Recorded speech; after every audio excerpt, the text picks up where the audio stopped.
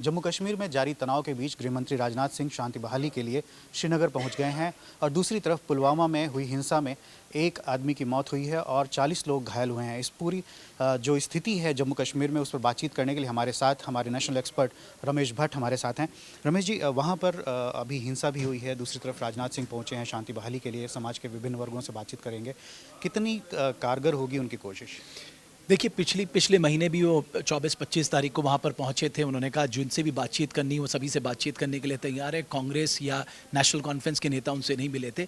आज फिर वो कोशिश की गई है जिसमें उन्होंने स्पष्ट संदेश दिया कि साहब, जो इंसानियत, जमहूरियत और कश्मीरियत पर विश्वास करते हैं वो उनसे बातचीत करने के लिए तैयार है।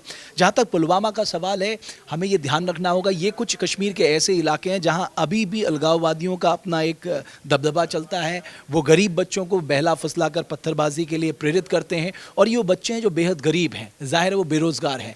तो सरकार अब दूसरी कोशिशें कर रही है कि इन बच्चों को कैसे इंगेज किया जाए। जाहिर है इनके पास रोजगार होगा तो ये पत्थरबाजी से जैसी चीज़ों से जुड़ेंगे, क्योंकि 2008 और 2010 के बाद ये सबसे बड़ा वायलेंस वहाँ पर माना जा रहा है और 47 दिन आज हो गए हैं एक स्टेट पे कर्फ्यू लगे रहना। जाहिर तौर पे चिंता की बात है, लेकिन मुझे लगता है कि अब सरकार समझ रही है कि इसको एक पॉलिटिकल सोल्यूशन का ढूंढना होगा। क्या अरुण जेटली ने जिस तरह से बयान दिया था कि जो पत्थर फेंक रहे हैं वो लोग सत्याग्रही नहीं हो सकते हैं, इस तरह के बयान क्या एक कोऑर्डिनेशन जो राज्य और केंद्र के बीच में है, या फिर जो अलगाववादी हैं, जो बच्चे हैं, उन पे असर डालेगा? देखिए, ये जब गठबंधन बना था पीडीपी और बीजेपी का, पहले ही कहा जा रहा था ये एक बेमेल गठबंधन है, क्योंकि विचारधारा कहीं ना कहीं क्लैश करती है।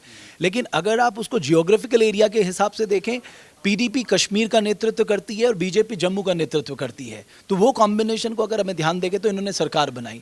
सरकार के समय एक कॉमन मिनिमम एजेंडा इन्होंने तैयार किया था, उसके तहत काम करने की बात की थी।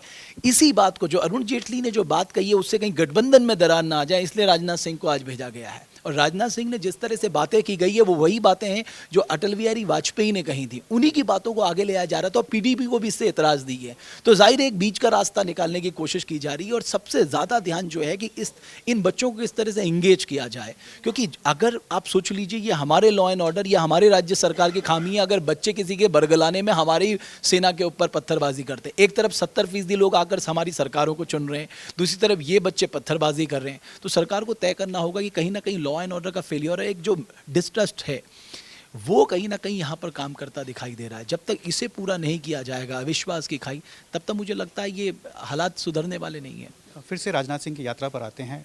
राजनाथ सिंह वहाँ गए हैं और ऐसी खबरें हैं कि नौकरियों का ऐलान कर सकते हैं वहाँ के युवाओं के लिए। आपने भी कहा कि वहाँ पैसे दे करके अलगाववादी उनसे पत्थर फिकवा रहे हैं, तो कितना सफल रहेगा ये प्रयोग, क्योंकि पहले भी इस तरह की सिक्योरिटी फोर्सेस वगैरह में वहाँ के यूथ को लिया गया है। देखिए, मैं समझता हूँ कि आज जम्मू कश्मीर में आप आईआईएम, आईआईटी, तमाम जो सुविधाएं हैं वो सारी कुछ दी गई हैं। एम्स की बात वहाँ पर की जा रही। एक जो सबसे बड़ा मुद्दा है कि वहाँ पर रोज़गार किस तरह से बढ़ाया जाए। मैंने जैसा कि जितनी भी रिपोर्ट्स आई हैं, अगर ये जो बच्चे जो पत्थरबाजी करते हैं, जिन्होंने लॉ एंड ऑर्डर एक बड़ी समस्या बन के उभरे हैं, ये सारे उन गरीब परिवारों के हैं। लेकिन जो इनसे पत्थर मरवा रहे हैं उनके खुद के बच्चे, कोई शहरों में काम कर रहा है, कोई विदेशों में पढ़ाई कर रहा है। तो जाहिर है उन बच्चों को ये जब तक समझाया नहीं जाएगा, कई उनके परिवार के लोग कहते हैं बच्चे हमारी नहीं सुनते, तो आपके पास कोई जरिया ही नहीं है। आपके पास सिर्फ एक जरिया है कि इनको रोजगार के तहत एंगेज किया जाए। तो एक रिजर्व बटालियन बनाने की बात की जा रही है जिसमें हजारों के तरह पे पद सृजित किए जाएंगे जिसके लिए वो अप्लाई करेंगे। तो बीच का रास्ता कहीं नहीं निकाला जा रहा और जो पार्लियामेंट में भी इसको लेकर डिस्कस हुआ, एक रेजोल्यूशन पारित हुआ है। जम्मू कश्मीर साहब, उनका अपना एक अलग संविधान है। उस संविधान में भी कहा गया कि जम्मू कश्मीर भारत का अभिन्न हिस्सा है। 1994 में हमने एक रेजोल्यूशन पारित किया था जिसमें हमने कहा था हम पीओके को भी लेकर रहेंगे, वो भी भारत का अभिन्न हिस्सा है।